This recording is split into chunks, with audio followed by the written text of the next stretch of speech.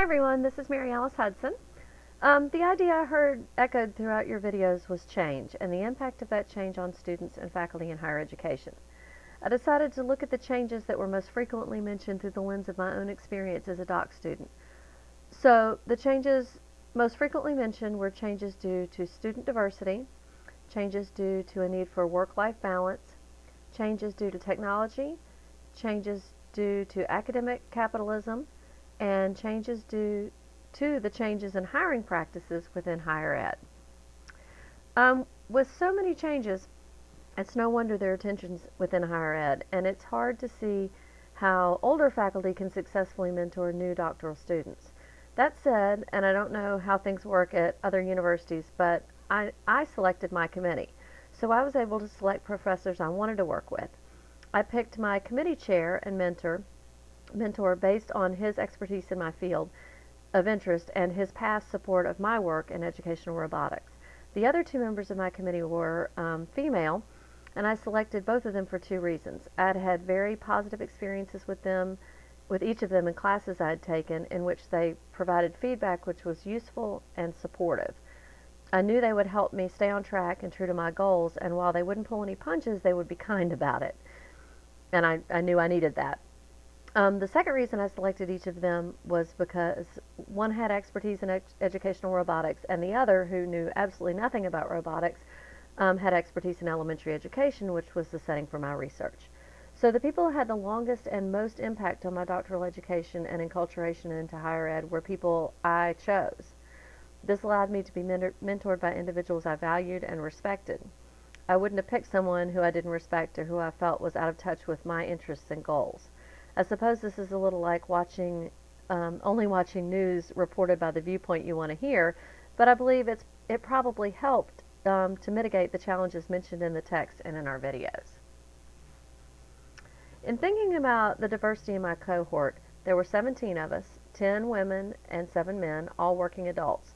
We were not racially diverse, and although we were all U.S. citizens, we were very geographically diverse. There was someone in Japan, someone in the Arctic Circle, someone in Kazakhstan, someone in Israel, one who was all over the place in the Coast Guard, and the rest of us were spread out across the United States.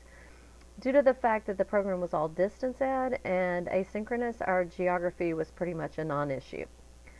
Something that I haven't seen mentioned in our text or by anyone in the videos is the problem of ABD, all but dissertation. My cohort all finished our coursework at about the same time, sometime in our third year, and to date, only 3 of us have graduated, with a 4th successfully defending earlier this month.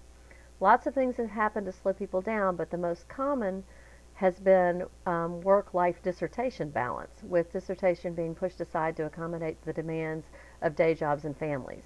So even before getting to the point of thinking about being faculty and balancing work and life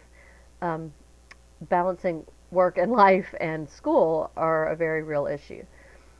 And I'm sure the fact that we were all working adults had an impact on our professors as well. I know my committee chair and I communicated at all hours of the day and night, and more often than not on weekends. I am totally unavailable during the school year during the school day, so that leaves evenings and weekends. Luckily, technology makes asynchronous communication easy. Nevertheless, we rarely lag, so that means he was working all hours of the day and night just like I was. Academic capitalism, or the need to find funding for your research, is definitely something I witnessed. In the field of ed tech, much of the research happening in the U.S. is funded by the National Science Foundation, and all of my mentors and most of the professors I had were working on research related to NSF grants. And then lastly, tenure. I don't really know anything about the hiring practices of Boise State. 2 of my mentors were full professors and one was an associate professor. Although I assume the 2 full professors were tenured, it's just an assumption. We never discussed it. The vast majority of my cohort was working toward the degree to further their current careers rather than to join academia, so we really didn't talk about it either. The other thing all these changes made me think about was the need for the newer cultures we have read about. The collegial culture and the managerial culture don't cover all of today's issues in higher ed, As students and their needs change, student outcomes should be evaluated and examined as per the developmental culture.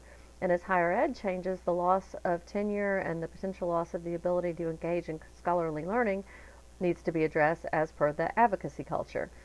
As Renee said, perhaps the best method is to use the best of each culture to address the changes in higher ed.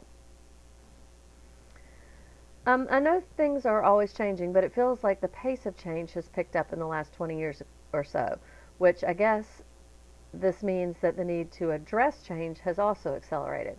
Obviously, there are a lot of unresolved issues in higher ed, but if I'm being honest, I feel like higher ed is doing a better job than K-12 in regards to thinking and talking about change. I guess this is because professors can make change in higher ed the focus of research and scholarly learning, and K-12 teachers can't. K-12 is pretty rigidly managed from above, meaning teachers have less impact on the day-to-day operations. Um, that said, I do think teachers have started to push back and are slowly making their needs and the needs of their students heard. I don't know if there's ever a trickle down from higher ed to K-12, but if there is, hopefully K-12 will benefit from some of the changes seen in higher ed.